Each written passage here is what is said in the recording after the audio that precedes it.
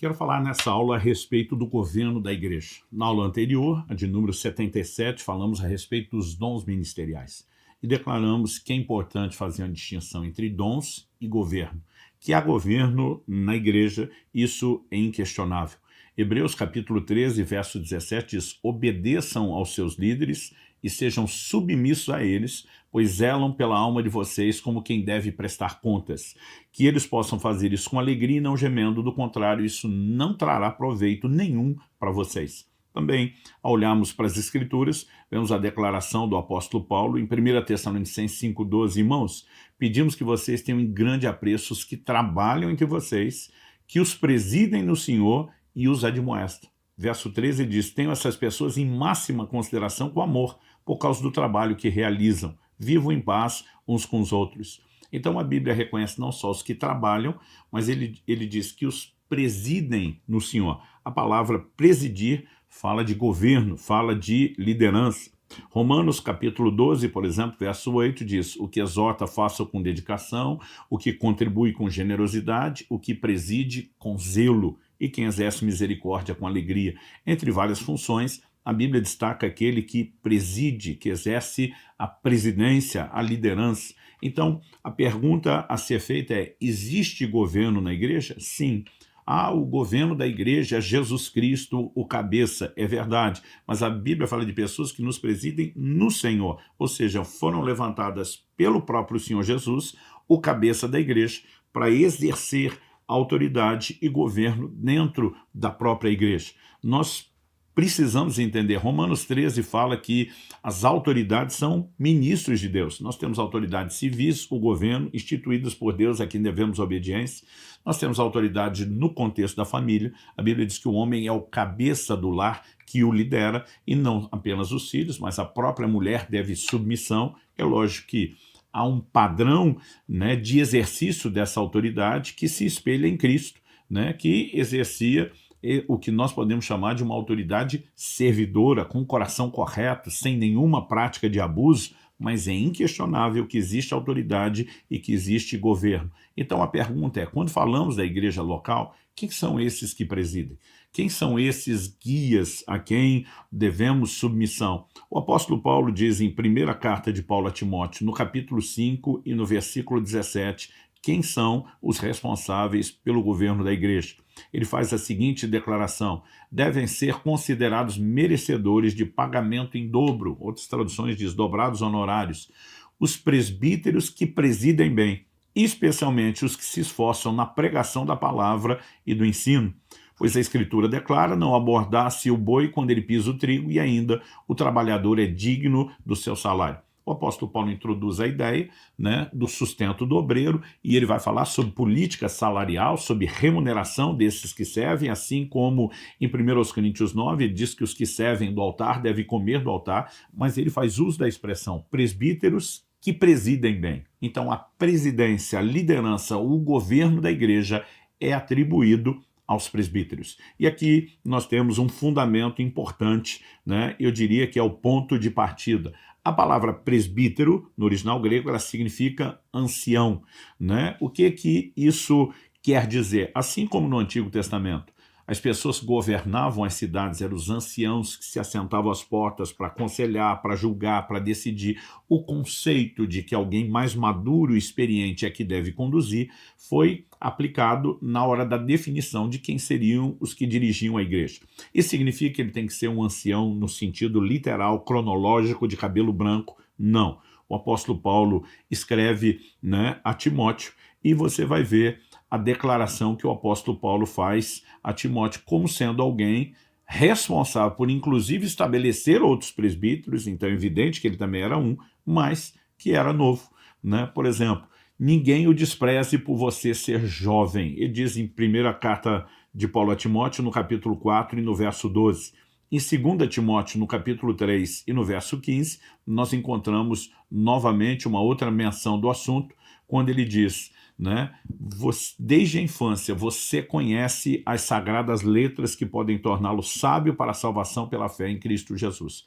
Então ele diz, você pode ser novo, jovem na idade cronológica, mas você é precoce na fé. Desde a infância você sabe as sagradas letras. Então, Timóteo poderia até não ser um ancião no sentido cronológico, mas da maturidade espiritual ele tinha e carregava. Então, há governo da igreja, o governo pertence ao presbítero e nós precisamos entender, né, o que eu quero chamar aqui de presbitério, né? O governo é plural. Em primeira carta de Paulo a Timóteo, no capítulo 4 e no verso 14, você vê ele dizer o seguinte: não seja negligente para com o dom que você recebeu, o qual lhe foi dado mediante profecia, com imposição das mãos do presbitério, né? Essa expressão aqui traduzida presbitério está falando da coletividade, né? Presbyterion, né? Significa um corpo de anciãos, um corpo de presbíteros. Então, o que significa essa coletividade? Né? Para que vários presbíteros estivessem impondo as mãos juntos sobre Timóteo, é evidente que eles reconheciam vários. A palavra presbíteros o tempo todo vai aparecer ou no plural presbíteros ou no termo coletivo presbitério. O único momento em que ela aparece no singular é quando se fala das qualidades dessa pessoa. Mas normalmente quando falamos em termos práticos, né, nós não vemos nenhum destaque, nenhuma ênfase à individualidade do presbítero. Todas as outras referências estão ou no plural ou no termo coletivo. Então, dito isso, nós também precisamos reconhecer, quando falamos de um governo plural, que isso não significa que não haja um destaque, uma voz maior de liderança dentro de uma equipe. Por exemplo, em Apocalipse, nos capítulos 2 e 3, nós vemos o Senhor Jesus endereçando cartas às 7 igrejas da Ásia, e elas são endereçadas como, por exemplo, Apocalipse 2:1, ao anjo da igreja em Éfeso escreva. A palavra anjo aqui significa mensageiro, e obviamente Deus não está falando de um anjo literal. João começa dizendo que ele recebeu a revelação de Jesus através de um anjo que ele mandou, que diz que ele deve escrever cartas ao anjo da igreja. Então, se Jesus queria falar com um anjo literal, em vez de mandar, né, diretamente um anjo para falar para João, para escrever para outro anjo, ele poderia simplesmente ter falado diretamente àquele anjo. A ideia aqui de escreva ao anjo é a palavra mensageiro, é aquele porta-voz. Nós vimos a menção de Paulo de presbíteros que labutam na palavra, no ensino, são mensageiros de Deus. Eles têm a responsabilidade de pregar e ensinar o rebanho. Agora, essas igrejas não tinham um único mensageiro, mas quando ele está falando o anjo da igreja no singular, nós entendemos que há sempre alguém que ocupa uma responsabilidade maior, né, de presidir não só a igreja, mas junto com outros que também presidem, ele preside essa equipe. Ou seja, é aquela pessoa, né, que muitas vezes nós chamamos de um presbítero sênior ou de um pastor sênior, é aquele que lidera uma equipe de pessoas que, assim como no casamento, o fato do homem ser o cabeça e não a mulher não significa que ele é mais importante que a mulher, nem dentro da família, nem aos olhos de Deus. Apenas temos uma distinção de função. Quando falamos do anjo da igreja, também estamos falando de alguém que na equipe tem uma palavra final. Então, por exemplo, quando Pedro se levanta em Jerusalém no dia de Pentecostes para pregar, a Bíblia diz que os 11 se levantaram com ele. Normalmente só um falava. Mas quando os 11 se levantaram, ele estava dizendo, nós estamos juntos, nós somos uma equipe, mas ele fala por todos nós. Quando você olha, por exemplo, o concílio de Jerusalém, né, quando Tiago se levanta para dar a palavra final, depois de Paulo, depois de Pedro ter falado, é evidente que a essa altura nós percebemos que a liderança de Tiago na igreja de Jerusalém era inquestionável. Inicialmente uma função de Pedro, que depois passa a viajar mais e provavelmente essa função havia sido transicionada. Sabemos a importância de uma equipe, porque Provérbios capítulo 11 nos diz no verso 14, a gente costuma dizer essa sabedoria bíblica inquestionável, nos diz o seguinte, que com muitos conselheiros, outra tradução diz na multidão de conselheiros há segurança. Então dentro de uma equipe você tem diferentes percepções, dons, né, e manifestações da graça, uma capacidade de enxergar e tratar melhor todas as coisas e assuntos. No entanto, quando não existe um líder, nós podemos, no final das contas, ter confusão na diversidade de opiniões. Então, nós sabemos que há uma voz maior, alguém que orquestra a equipe e que tem uma palavra final. Dito isso, vamos fazer agora a distinção de cargos e dons. Né? Por quê? Porque eu acredito que a igreja, de uma forma geral, não só no Brasil, mas mundo afora, faz uma confusão de cargos e dons. Então, por exemplo, é comum dizer, olha, fulano foi ordenado ao ministério pastoral. Né? Depois que passamos a reconhecer os dons ministeriais, que são quíntuplos, são 5, começamos a ter uma diversidade de reconhecimentos. Fulano está sendo consagrado evangelista, fulano está sendo reconhecido mestre ou apóstolo.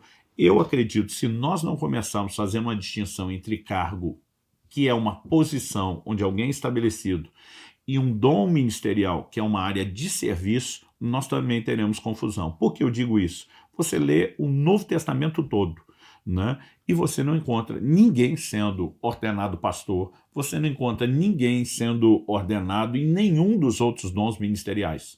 Toda a consagração que nós temos no Novo Testamento fala do estabelecimento de presbíteros e bispos e diáconos. Ou seja, a consagração, ela era sempre a separação, a imposição de mãos, a delegação de autoridade, ela era feita em relação a um cargo, não a um dom ministerial. Você vai encontrar o dom ministerial nos que foram estabelecidos no cargo, você pode encontrar dom ministerial em pessoas que não foram estabelecidas no cargo, ou alguém que foi estabelecido num cargo de governo, alguém que foi estabelecido num cargo de serviço, mas não é governo, e você pode encontrar isso entre os santos. Então, se nós não fizermos essa distinção, nós teremos problema. Por exemplo, a palavra de Deus usa, né, termos como presbítero, bispo, pastor, e muitas vezes a gente percebe que as pessoas olham para isso como se fossem pessoas ou funções diferentes. Mas, na verdade, você vai encontrar a Bíblia usando isso de forma intercambiável em relação às mesmas pessoas. Por exemplo, Atos capítulo 20, verso 17, diz que quando Paulo estava em Mileto, ele mandou chamar os presbíteros, plural, presbíteros de Éfeso, para ter uma reunião com eles. Quando os presbíteros chegam, você vê Paulo dizendo no verso 28, o Espírito Santo os constituiu bispos. Então ele está falando para os presbíteros e diz que eles foram constituídos bispos, a fim de pastorearem a igreja de Deus. Então o mesmo grupo de pessoas foi chamado de presbítero, foi chamado de bispo e foi chamado de pastor. Isso significa o quê? Que nós não estamos necessariamente diante de uma escala hierárquica. Então, em algumas igrejas, a pessoa primeiro é consagrada um presbítero, depois ela é promovida, entre aspas, a pastor, depois há um reconhecimento diferenciado de um bispo, e não estou atacando ninguém. Cada pessoa anda na luz que tem, né? Não estou tentando reformular as estruturas de ninguém. Estamos falando de fundamentos bíblicos e doutrinários. Há pessoas que estão fazendo aquilo que a Bíblia, né, revela que era feito, e às vezes estão usando terminologias diferentes, e a minha intenção não é discutir isso, mas é voltarmos ao modelo bíblico. E o modelo bíblico tem uma distinção entre cargo e dons. Então, por exemplo, em 1 de Pedro, no capítulo 5, você vê o próprio apóstolo Pedro dizendo aos presbíteros que há entre vós, ele diz isso no verso 1, ele diz assim, eu, presbítero, como eles, em outra tradução, juntamente com eles. Ou seja, o fato de que Pedro era um apóstolo, em alguns lugares, quando falamos da cadeia hierárquica, parece que é o topo da cadeia hierárquica, não fez com que ele deixasse de ser presbítero. Então, havia um reconhecimento, presbítero, um cargo, apóstolo ou pastor, dom ministerial. Então, já emendei essa aula sobre o governo da igreja na sequência dos dons ministeriais, porque nós precisamos evitar fazer confusão em relação a isso. A distinção, né, ou o uso da palavra bispo como chefe ou líder de outros pastores, ele passou a acontecer no 2º século da era cristã, mas você não encontra essa aplicação prática feita no modelo, né, bíblico. Atos, as epístolas, nada disso acontecia. A palavra bispo significa supervisor. Então, quando nós começamos a ter líderes que supervisionavam outros líderes, o termo bispo era aplicado a eles, mas não significa que só eles eram supervisores. Você tem o supervisor de pessoas que supervisionam igrejas locais. Então, eram níveis distintos de supervisão. Mas o que é que eu e você precisamos entender quando, né, a Bíblia fala de presbítero, fala de bispo e de pastor? Porque está aplicando diferentes terminologias às mesmas pessoas. Então, por exemplo, deixa eu dar essa ilustração. Você tem alguém que se formou em medicina, graduou, fez todo o processo, residência, especialização, pegou lá o CRM, está lá registrado no Conselho Regional de Medicina, e vamos supor que esse médico, após todo o processo de formação, ele passou a ser chamado e tratado como médico, né? Isso mostra o quê? Que ele tem aptidão para exercer a profissão, a área de trabalho, a medicina. Mas vamos supor que a área de especialização dele foi pediatria. Ele está concentrado no cuidado de crianças. Então, ele também, além de médico, será chamado de pediatra. Não significa, porque agora temos uma terminologia diferente de médico pediatra, que nós estamos falando de outra coisa. Nós estamos falando de algo específico que ele exerce dentro da medicina, ou seja, é o trabalho dele dentro da medicina. O termo médico fala da aptidão dele, da maturidade que ele tem, vamos dizer assim, para poder exercer o trabalho. Agora, a pediatria fala da área de serviço, da área específica onde ele vai atuar. Mas vamos supor que no hospital em que ele trabalha, ele é o diretor de toda a pediatria, né, de todo o departamento dos demais pediatras. Então, se nos referimos a ele como diretor de pediatria, estamos falando do cargo que ele ocupa dentro do hospital. Se falarmos dele como pediatra, estamos falando da área de medicina na qual ele trabalha. Se nos referimos genericamente a ele apenas como médico, estamos falando da aptidão para exercer a medicina. Com esses termos não é diferente. Quando usamos o termo presbítero, ele equivale ao médico, fala da maturidade, fala de um ancião, de alguém que acumulou bagagem, que tem aptidão para estar naquele lugar. Quando falamos do termo pastor, estamos falando de uma área de trabalho, né? Porque presbíteros eram estabelecidos e funcionavam em diferentes dons ministeriais. Todos eles ajudavam na liderança da igreja. Todos eles tinham o papel de comunicar a palavra, aperfeiçoar os santos, mas quando falamos pastor, estamos falando de uma das 5 áreas de trabalho, áreas de serviço, equivale à pediatria. Mas quando falamos do bispo, aquele que tem a função de governo, né, que também era usado em relação aos presbíteros, mas está falando especificamente sobre supervisão, a capacidade de presidir, de não só delegar, mas de acompanhar, de colocar os olhos no sentido de conduzir. Então, nós estamos falando de algo que é equivalente ao diretor da pediatria. Quando a gente entende essas distinções, fica mais claro olharmos o que era o reconhecimento do cargo, porque no Novo Testamento ninguém está recebendo imposição de mãos para ser consagrado num dos 5 dons ministeriais. A Bíblia diz que esses dons são dados pelo próprio Jesus. Eles não dependem do homem ou da imposição de mãos de um homem para serem transferidos. Mas onde é que entra a imposição de mãos, que é um dos rudimentos da doutrina de Cristo, como diz Hebreus 6, e já tivemos uma aula sobre isso. Ela tem a ver com delegação de autoridade. E aí nós precisamos entender que faz muito mais sentido consagrar alguém no cargo do que no dom ministerial, né? E Filipenses capítulo 1 nos diz no verso 1 a respeito de algo que nós precisamos voltar a enxergar. O apóstolo está naquelas palavras de saudação, de endereçamento da epístola, ele diz assim: Paulo e Timóteo, servos de Cristo Jesus, a todos os santos em Cristo Jesus, inclusive, esse inclusive lê assim, incluindo bispos e diáconos que vivem em Filipos. Então, ele está endereçando a carta aos santos. E diz que entre os santos nós temos tanto bispos como diáconos. Bispos e diáconos são 2 cargos distintos dentro da comunidade dos santos. Você não tem outro cargo diferente e ninguém sendo consagrado ou estabelecido em nenhuma outra função que não seja de bispo ou presbítero, né? Ou diácono. Então, qual a distinção entre o diácono e o bispo e o presbítero, né? Bispos e presbíteros, que era, como eu disse, termos que eram usados de forma intercambiável, eles apontam para o governo da igreja. Quem são os diáconos? Quando você olha para Atos capítulo 6, os diáconos surgem para ajudar não só os apóstolos também eram presbíteros, a ajudá-los na execução de funções. Então, para que eles não deixassem de lado o que era prioritário, dedicassem à palavra, à oração, algumas das áreas de atividade que foram feitas por eles quando a igreja era menor, agora, quando a igreja crescia, eles já não podiam absorver tudo. Então, algumas dessas áreas seriam delegadas a pessoas que não eram necessariamente da equipe de governo. Então, a gente costuma dizer que os diáconos são um braço de apoio dos presbíteros, né? Eles ajudam no trabalho, mas não necessariamente compõem a equipe de governo. Isso não diminui a importância do diaconato. né? Porque nós passamos ao longo do tempo a tratar o diácono como se fosse alguém ali, não precisa ter nenhum dom espiritual, é só exercer uma função natural. E a gente pensava na limpeza, na manutenção, no auxílio de questões que elas não são necessariamente espirituais. E não estamos dizendo que eles também não possam ajudar nelas. Eles distribuíam alimento. Mas quando você olha para essa primeira equipe de diáconos, a Bíblia diz, eram homens cheios de fé, cheios do Espírito Santo, com bom testemunho, pregavam a palavra de Deus. Você olha para Estevão, Filipe, eram pregadores poderosos, se moviam nos dons do Espírito Santo, ou seja, eles tinham todas as características do que hoje em dia nós chamaríamos de um ministro do Evangelho.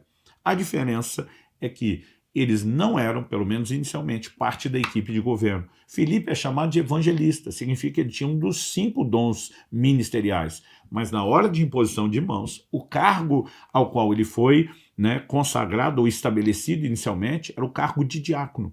Então, a distinção de ordenação entre cargos e dons ministeriais, ela é importante porque nos ajuda a ter a percepção correta, né? Você tem 3 camadas, vamos estabelecer uma espécie de pirâmide quando a gente olha para o Antigo Testamento. Nós temos o povo, de uma forma geral, que era a maior parte, né, da população, mas nós tínhamos uma tribo ministerial. Esses eram responsáveis pelo trabalho do Senhor, era a tribo de Levi. Dentro da tribo de Levi, você tinha uma distinção dos sacerdotes, que eram da família de Arão, e os demais da tribo de Levi, que eram chamados apenas de levitas, porque apoiavam, auxiliavam os sacerdotes no seu trabalho, mas não tinham as mesmas funções e não podiam fazer tudo aquilo que eles faziam.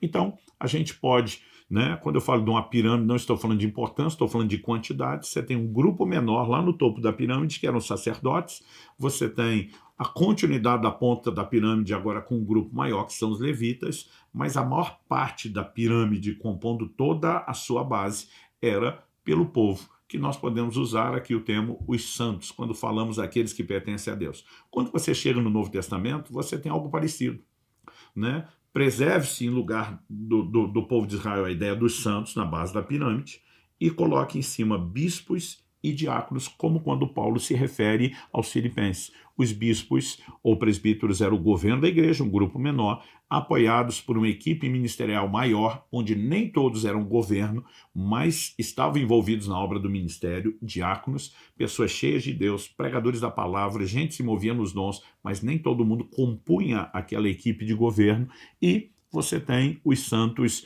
o resto do povo. Então, interessante observar, né, Atos 21:8 se refere a Filipe como o evangelista. Você não vê essa menção logo lá no início, quando ele está entre os 7, mas ele é chamado de evangelista. Mas já desde o início, o papel do evangelista, que é o rótulo que será dado a ele depois, já era exercitado por ele, portanto vemos que ele tinha esse dom ministerial, né? O próprio Pedro, como citei anteriormente, em 1 de Pedro 5:1, é chamado de apóstolo sem nunca ter deixado de ser presbítero. Então, isso nos ajuda a ter uma visão de que há sim governo na igreja, né? Essas pessoas que compõem a equipe de governo devem estar sintonizados com Deus, né, com Cristo, que é o cabeça da igreja. Em Atos 13, você percebe que a Bíblia diz que haviam profetas e mestres em Antioquia, né? São dons ministeriais que eram muito fortes nessa equipe deles. E a Bíblia diz que enquanto eles estavam jejuando, ministrando ao Senhor, a Bíblia diz, disse o Espírito Santo, separai-me a Paulo e Barnabé. Então é evidente que essa equipe tem que estar em sintonia com Deus, entender a mente de Deus, a visão de Deus, andar pela palavra de Deus, a mesma que eles pregam e ensinam, para governar a igreja debaixo da liderança do próprio Deus.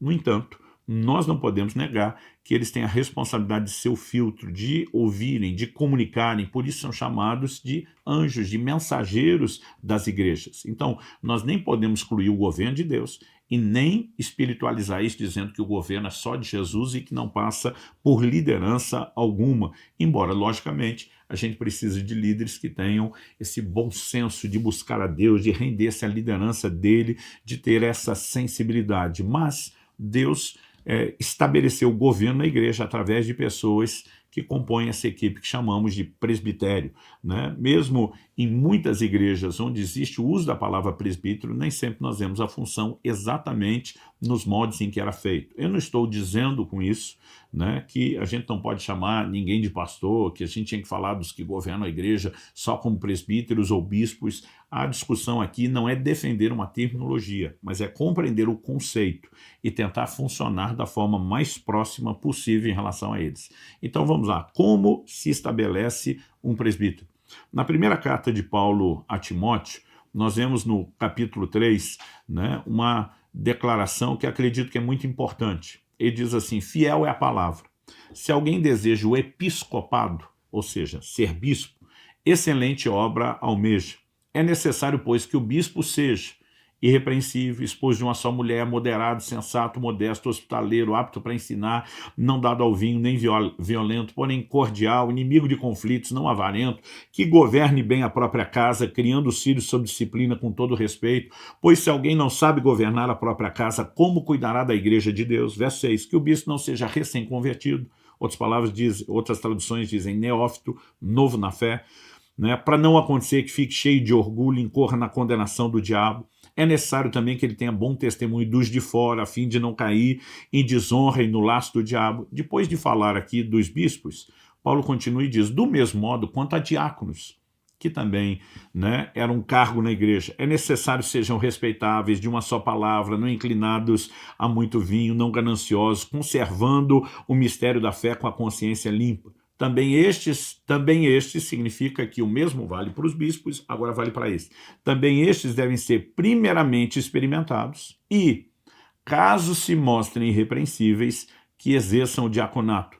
Do mesmo modo, quanto a mulheres, é necessário que elas sejam respeitáveis, não maldizentes, moderadas e fiéis em tudo. O diácono seja marido de uma só mulher e governe bem os seus filhos e a própria casa, pois os que desempenharem bem o diaconato alcançarão para si mesmos uma posição de honra e muita ousadia na fé em Cristo Jesus. Então nós vimos que eles tinham essas ordenações, estabelecimento de 2 cargos, presbíteros ou bispos e diáconos. Em relação aos presbíteros e ao bispo, o que nós percebemos, né? Se alguém almeja, tudo começa com uma vocação, com um anseio, que é uma resposta interior ao chamado de Deus, né? Mas, depois dessa questão da vocação, a gente percebe que tem que ter qualificações. E se você juntar as 2 listas, eliminar o que é repetido, você tem pelo menos 16 características explícitas, sendo que delas só uma fala de habilidade, apto para ensinar, e 15 delas são traços de caráter.